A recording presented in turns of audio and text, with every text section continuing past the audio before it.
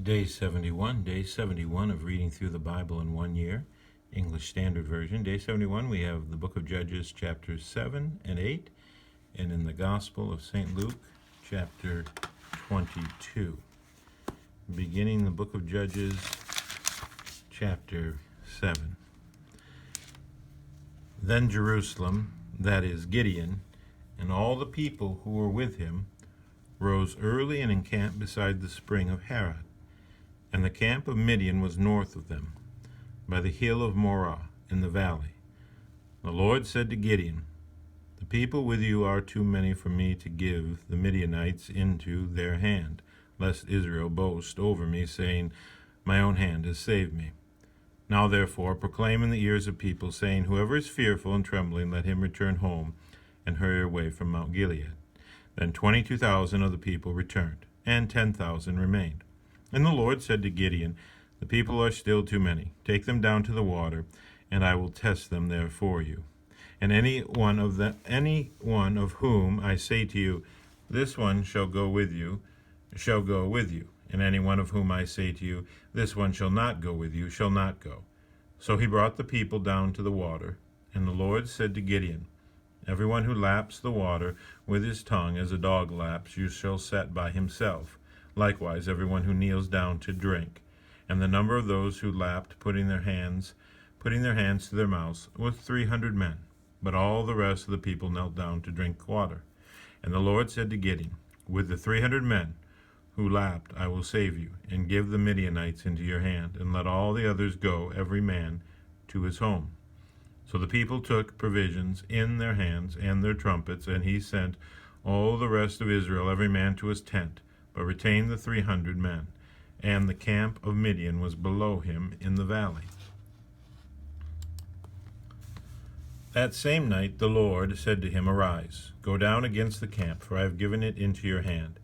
But if you are afraid to go down to the camp with Purah your servant, and you shall hear what they say, and afterward your hands shall be strengthened to go down against the camp."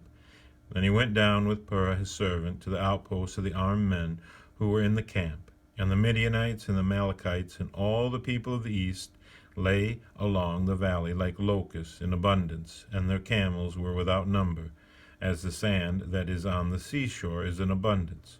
When Gideon came, behold, a man was telling a dream to his comrade. And he said, "Behold, I dreamed a dream, and behold, a cake of barley bread tumbled into the camp of Midian, and came to the tent, and struck it so that it fell, and turned it upside down, so that the tent lay flat." And his comrade answered, "This is no other than the sword of Gideon, on the son of Joash, and a man of Israel. God has given into his hand Midian and all the camp." As soon as Gideon heard the telling of the dream and its interpretation, he worshipped. And he returned to the camp of Israel and said, "Arise, for the Lord has given the host of Midian into your hand." And he divided the 300 men into 3 companies, and put trumpets into the hands of all the men, all of them, and emptied jars with torches inside the jars. And he said to them, "Look at me and do likewise. When I come to the outskirts of the camp, do as I do. When I blow the trumpet, I and all who are with me, then blow the trumpets also on every side of all the camp, and shout for the Lord and for Gideon." So Gideon and the 100 men who were with him came to the outskirts of the camp at the beginning of the middle watch, when they had just set the watch, and they blew the trumpets and smashed the jars that were in their hands. Then the 3 companies blew the trumpets and broke the jars. They held in their left hands the torches, and in their right hands the trumpets to blow. And they cried out, "A sword for the Lord and for Gideon." Every man stood in his place around the camp, and all the army ran. They cried out and fled. When they blew the 300 trumpets, the Lord set every man's sword against his comrade and against all the army. And the army fled as far as Beth Shittah toward Zerah, as far as the border of Abel Meholah by Tabbath. And the men of Israel were called out from Naphtali and from Asher and from all Manasseh, and they pursued after Midian.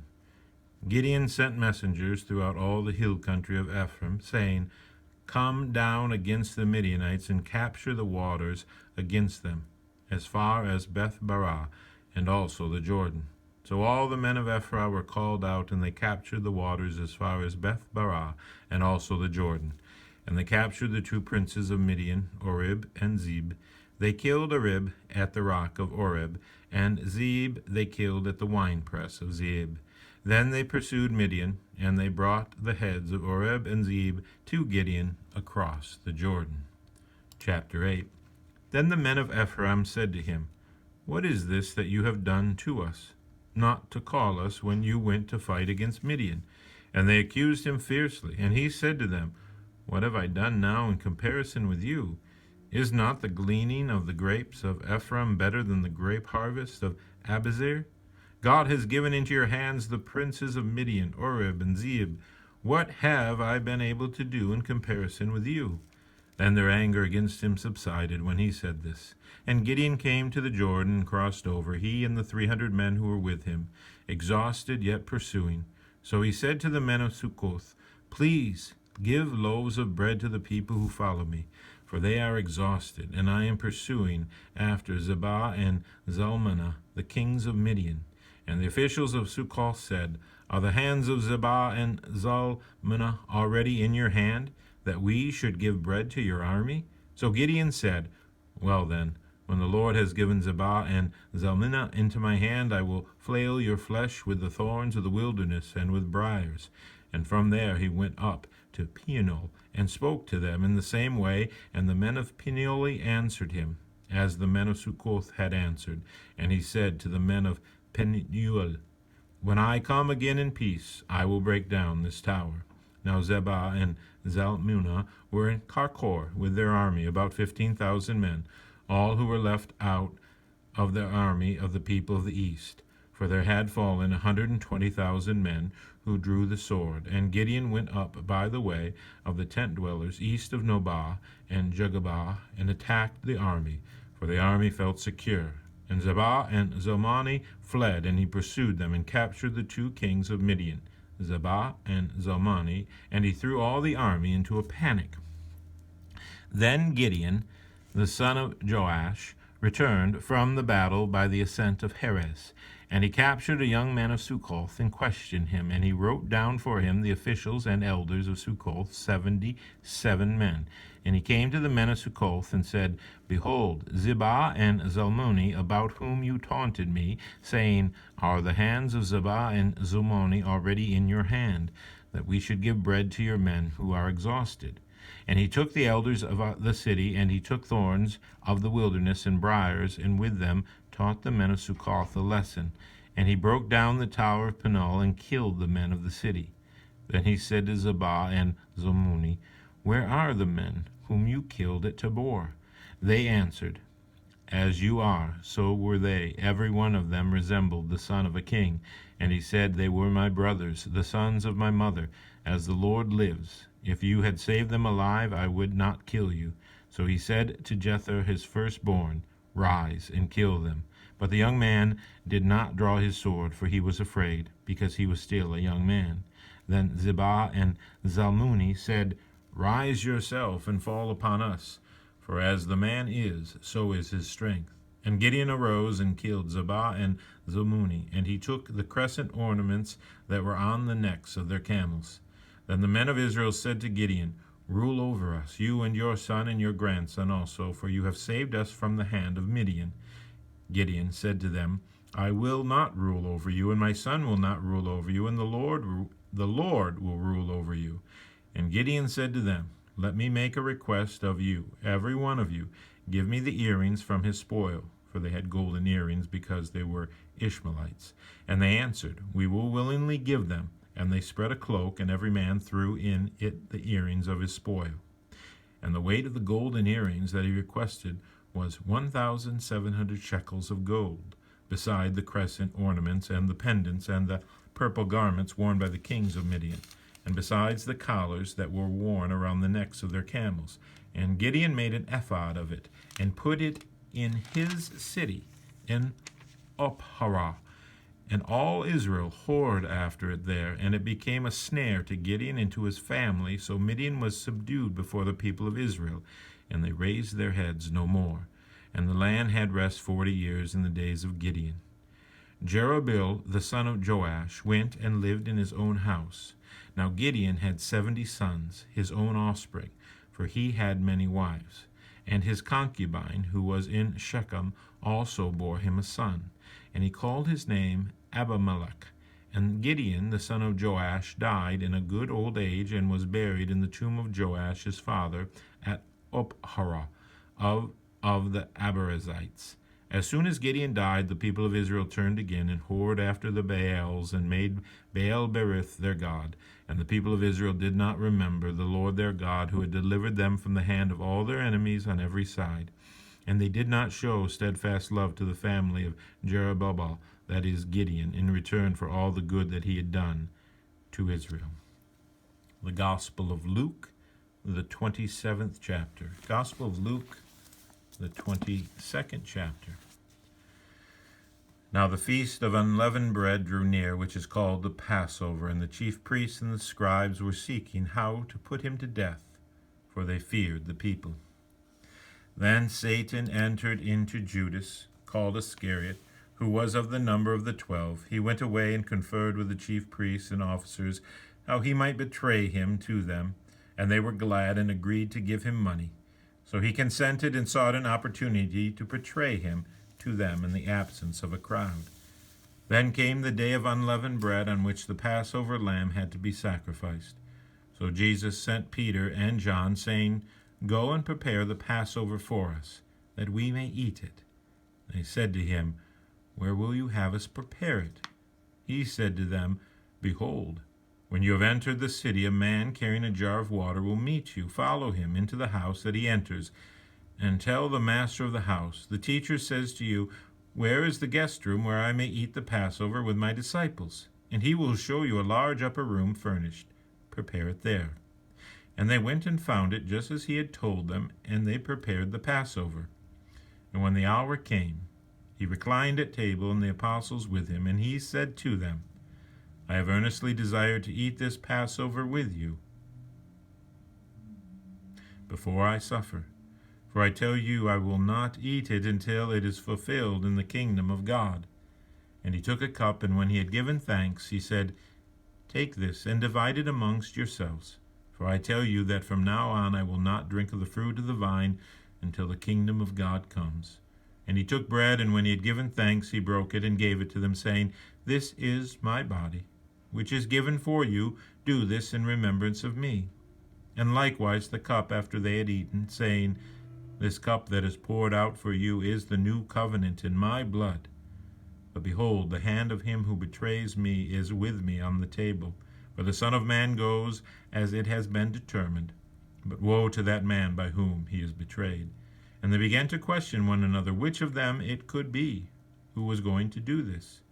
A dispute also arose among them as to which of them was to be regarded as the greatest. And he said to them, The kings of the Gentiles exercise lordship over them, and those in authority over them are called benefactors. But not so with you. Rather, let the greatest among you become as the youngest, and the leader as one who serves. For who is the greater, one who reclines at table, or one who serves? Is it not the one who reclines at table? But I among you as the one who serves. You are those who have stayed with me in my trials, and I assign to you, as my Father assigned to me, a kingdom, that you may eat and drink at my table in my kingdom, and sit on thrones judging the 12 tribes of Israel. Simon, Simon, behold, Satan demanded to have you, that he might sift you like wheat. But I have prayed for you that your faith may not fail, and when you have turned again, strengthen your brothers. Peter said to him, Lord, I am ready to go with you both to prison and to death. And Jesus said, I tell you, Peter, the rooster will not crow this day until you deny 3 times that you know me. And he said to them, When I sent you out with no money bag or knapsack or sandals, did you lack anything? They said, Nothing. He said to them, But now let the one who has a money bag take it, and likewise a knapsack, and let the one who has no sword sell his cloak and buy one. For I tell you that this scripture must be fulfilled in me.